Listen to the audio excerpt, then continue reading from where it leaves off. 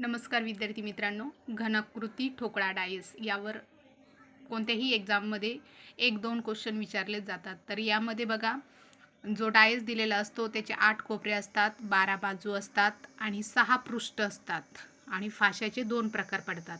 तर एक असतं स्टँडर्ड डायस आणि दुसरं असतं नॉन स्टँडर्ड डायस. आता स्टँडर्ड डायस म्हणजे मानक फासा आणि दुसरा असतो सर्वसाधारण फासा.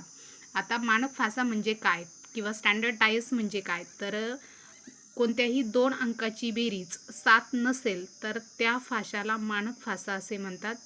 आणि नॉन स्टँडर्डमध्ये कोणत्याही 2 अंकाची बेरीज 7 येत असेल तर तो जो फासा असतो तो नॉन स्टँडर्ड डायस असतो.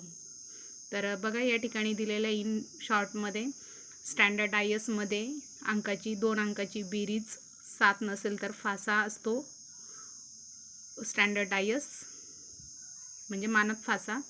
आणि जर फाशातील कोणत्याही 2 अंकाची बेरीज जर 7 असेल तर त्या फाशाला म्हणतात सर्वसाधारण फासा किंवा नॉन स्टँडर्ड डायस.